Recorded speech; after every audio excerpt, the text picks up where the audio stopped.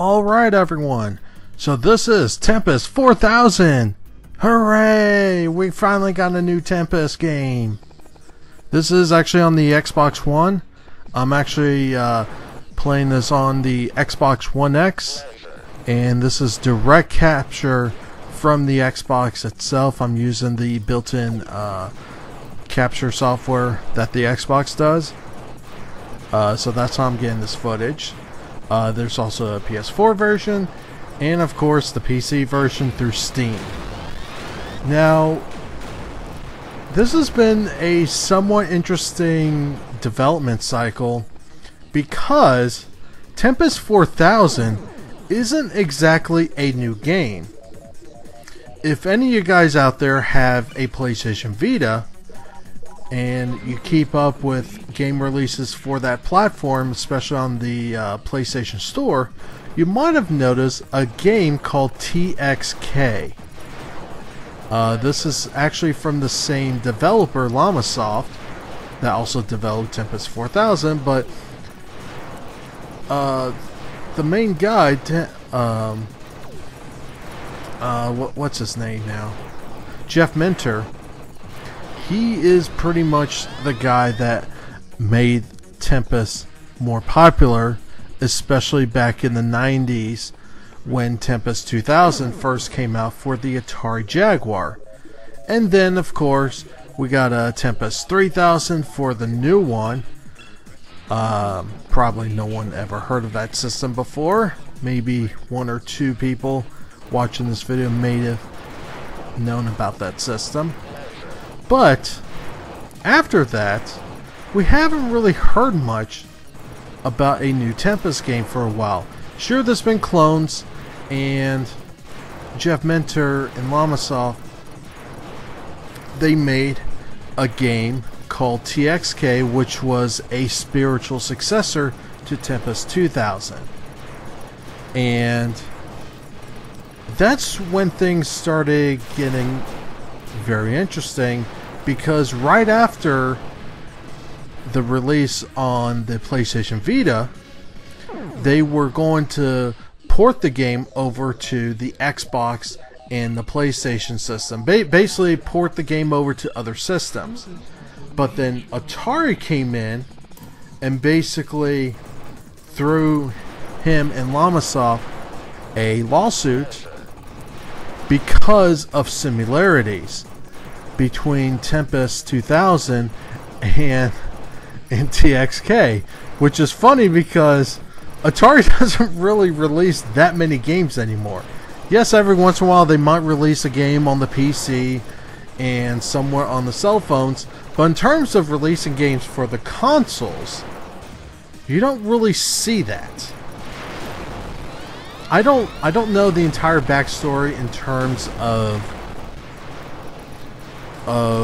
what exactly happened, but in the broad scheme of things, basically what came out was Tempest 4000, which is basically an updated retooling version of TXK on the PS Vita. So prior to making this video, I actually pulled out my PlayStation Vita and played TXK on the Vita for about 10 minutes or so, just to get a refresher.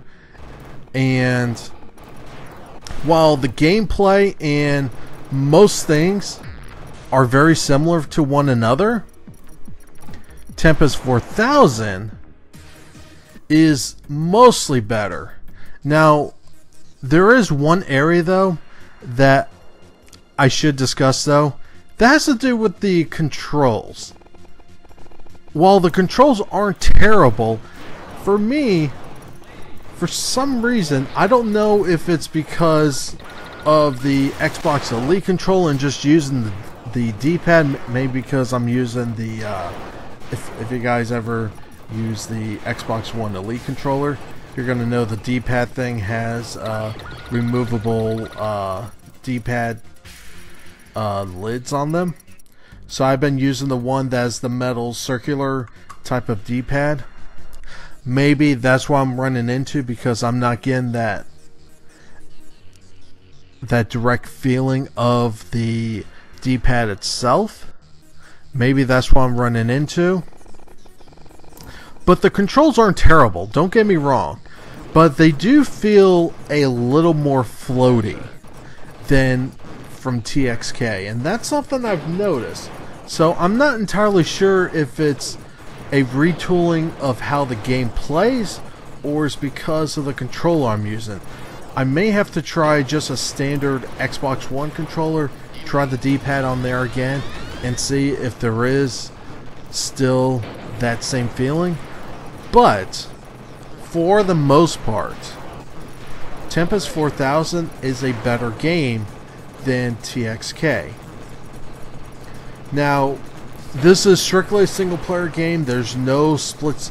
I kind of wish there was a split screen mode. I'm actually kind of surprised because Tempest 2000 back on the Atari Jaguar had 2-player split screen. A questionable system in terms of hardware specs, the Atari Jaguar had split screen multiplayer, and yet Tempest 4000 on the Xbox One, PS4, and the PC, you're telling me they couldn't do split screen. Maybe I'm nitpicking, but again, it's one of those things that if you played the other versions of Tempest, you're going to realize, like, okay, Tempest 2000, for example, had split screen. This is not really a fault of Tempest 4000 per se, just because there aren't really any rotary controllers.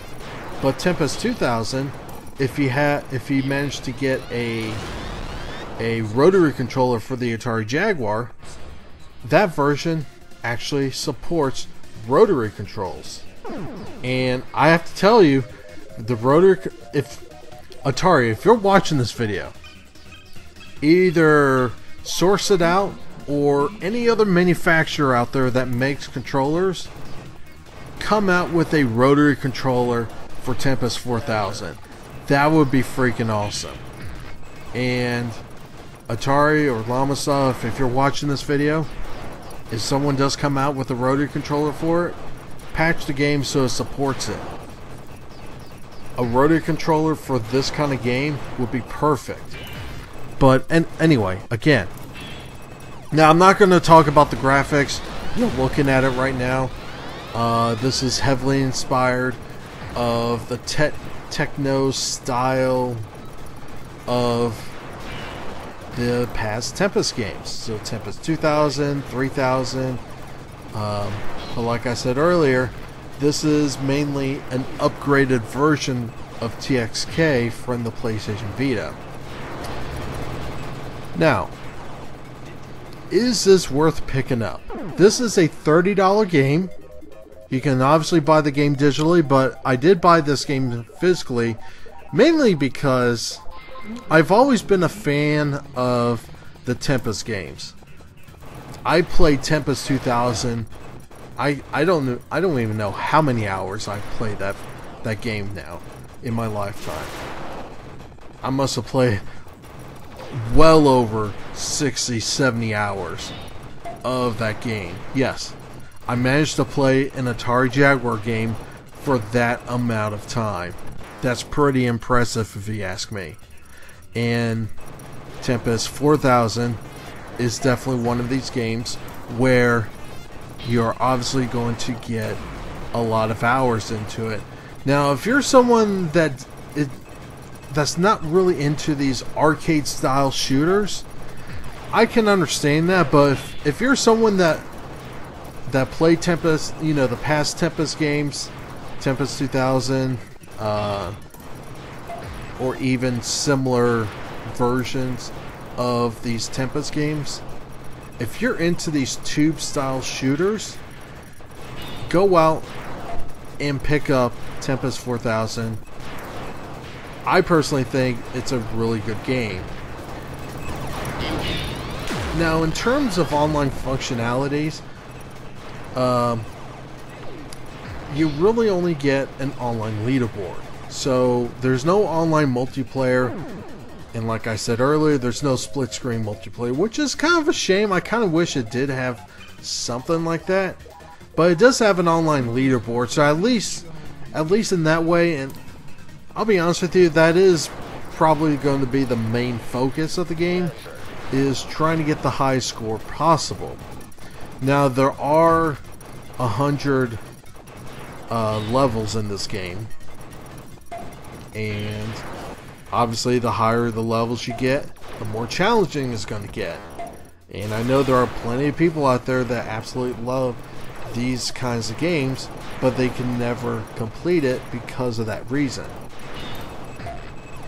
Now, besides that, I do have to give the developers a big credit in one area though. I've noticed when I put the disc in my Xbox One, it installed the game, and that was it. It copied the game data, it installed it, and I was able to play it. It did not have a day one patch. Now, I'm not sure if later on they're going to add a patch to the game, but the fact that there's no day one patch, this is kind of something you don't really see too often. Now, I know it has nothing to do with the game itself, but it's just one of those things where you can just put the game in, and it just, you know, if you're on the Xbox, you know, it installs it, and then you're ready to play. It doesn't really take too long. This game is only about 2 gigs or under. You know, it's no more than 2 gigs, so this is not a large game by any means. This is a $30 game. For $30, you know what? I think that's a good price. I think that's a reasonable price for this game. And don't look at this game. Don't look at this and say that, oh, because this is Atari, you know, Atari's been assholes lately, I don't want to support Atari. And I'll be honest with you, I'm actually one of those people too. But when it comes to this game, I'm going to support it, because this is one of these kinds of games, especially in gaming in 2018, when this game came out. You don't really get games like this anymore. This kind of game is actually very rare to find these days. And when I've heard originally that TXK, because of Atari, wasn't going to be ported over to the PS4 and Xbox One, I actually thought that kind of sucked, because it is a good game. And now, you know, several years later, we finally get that port.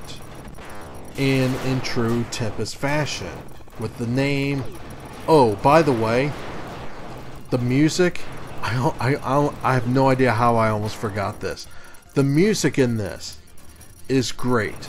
By the way, the music has been pretty much lifted from Tempest 2000, and there are some other soundtracks from other versions of the game, but for the most part, it's been lifted from Tempest 2000, which is really cool.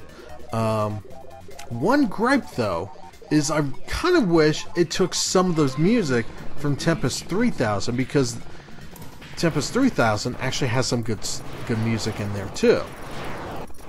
But I understand why they kind of focus more on Tempest 2000, because more people know about Tempest 2000 than 3000. But nonetheless, the game looks good for what it is. You know, this is not one of these Battlefield 5 level graphics and things like that. You know, this is more of a simplistic looking game, but there is a lot of things going on here when you're playing the game. The music is great. By the way, if you're using the enhanced consoles, at least on the Xbox One X, you get native 4K HDR. So this is one of these games that, you know, there's a lot of different colors and all that stuff going on. it'll look very nice on your 4K HDR TV if you're using the enhanced consoles. So,